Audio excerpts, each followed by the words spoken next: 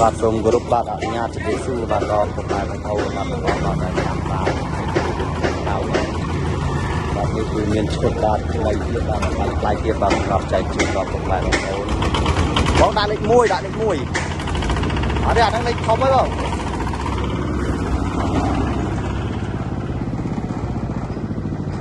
តែយកលេខធំហ្មង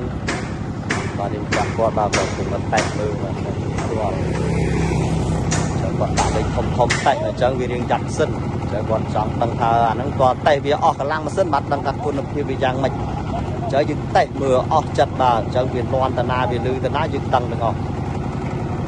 បាទនេះចាំគាត់ទៅឡើងតែមើលបាទអាចែក្រោយ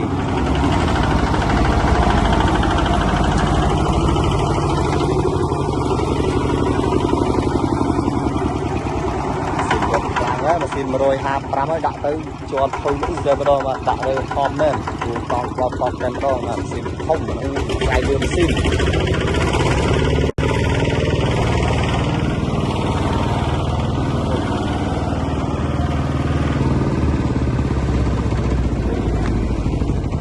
លេខ2លេខ3លេខ4រហូតដល់លេខ5ដែលយ៉ាយ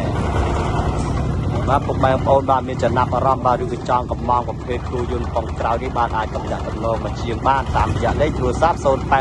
95 34 241បាទទីតាំងយើងខ្ញុំស្ថិតនៅភូមិរៀនដែរភូមិត្រៀនស្រុកតាំងគូខេត្តកំពង់ធំ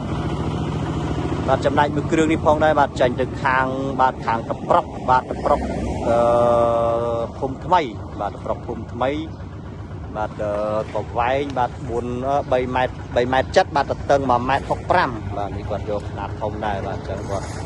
ស្រួលនឹងដឹកដៀវបាទនឹងអាចទទួលយកបានបាទគាត់នឹងបាន2តោនជាង3តោននេះបានបាទនេះចេញទៅខាងប្រុកគុំថ្មីបាទងាកមកខាងនេះវិញម្ដងមកខាងនេះគឺតំឡើងហើយបាទនេះតំយកមកព្រឹកមិញបាទនេះតំណៃគ្រឿងនេះគឺទូកឈើបាទរៀបចំទូកឈើគាត់មកស្រាច់បាទនេះទូកឈើបាទរៀបចំកែពពួកកែពពួកបាទកែដែរហ្នឹងនេះរៀបចំបាទជាងគាត់គង់តែដោះបាទទូកចៅទៅអីចឹងគាត់ដោះចេញតាមដែរឈើបាទធំ4ម៉ែត្របាទផ្នែកខាងនេះ3ម៉ែត្រ30បាទខាងនេះចេញទៅតាមទូកគូនេះចិត្តស្បជាមួយខ្ញុំដែរបាទសូមអរគុណច្រើនបាទជម្រាបលា